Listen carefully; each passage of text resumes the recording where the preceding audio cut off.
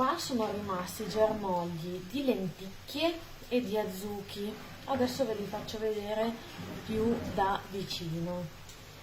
Proviamo a tirarne via uno. Ecco qua. Allora, i germogli di azuchi si presentano così. In fondo hanno la radice, a metà c'è il punto dove c'erano le due prime foglioline e qua c'è il germoglio. Questi germogli possono essere utilizzati interi, quindi si possono dare interi. Se li vogliamo mangiare noi invece, magari si tira via la radice che potrebbe non piacervi. Vi faccio vedere. Questi sono già tutti belli sviluppati, vedete? Quindi non è presente non sono più presenti le foglioline intermedie, sono cadute. Quindi per lavarli bene vi prendete un bel colino, ok? E li dovete tirare via uno per uno praticamente. Li togliete in questa maniera qua, vanno proprio sradicati, ok? Vi faccio vedere sotto come sono. Guardate quante radici che hanno fatto. Quando hanno così tante radici può venire difficile staccarli bene, quindi semplicemente possiamo prendere un coltello o una forbice e li tagliamo qua alla base, così.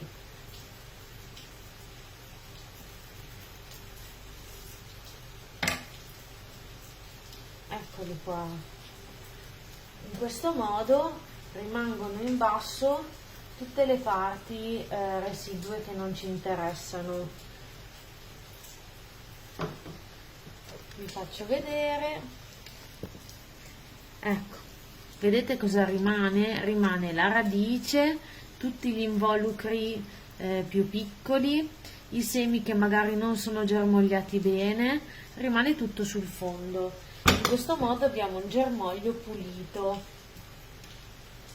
Stessa cosa, vi faccio vedere le lenticchie. Le lenticchie sono diverse, come avevamo visto.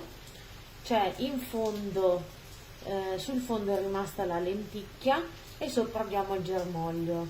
Anche in questo caso, nei germogli grandi così, io consiglio di staccare la parte in fondo e lasciarla sul fondo. In questo modo abbiamo un germoglio pulito.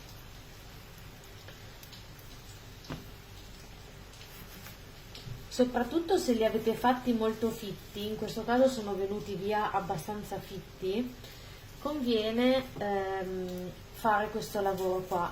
Se invece avete fatto dei germogli cioè meno fitti, quindi più distanziati tra loro, riuscite a togliere anche la radice e utilizzarli per intero e rimangono comunque puliti. In questo modo diciamo che a questo punto della germinazione, dello sviluppo, non c'è bisogno quasi di lavarli questi qua alti, gli diamo una sciacquata veloce e basta. Se invece prendiamo tutto il germoglio conviene lavarli bene, con molta più attenzione.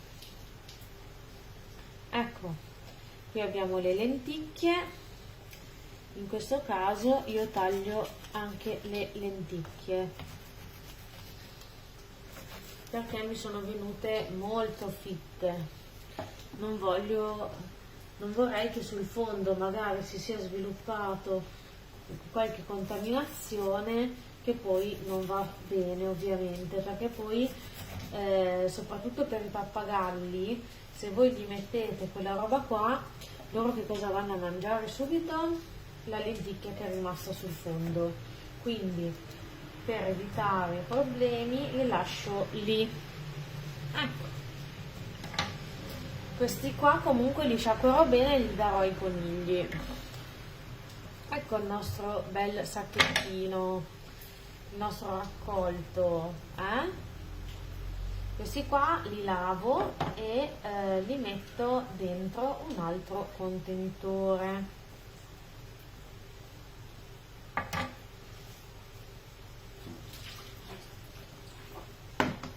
faccio vedere che cosa è rimasto. Sono rimaste le parti in fondo e le radici. Queste qua sono contenti i miei coniglietti che le mangeranno loro.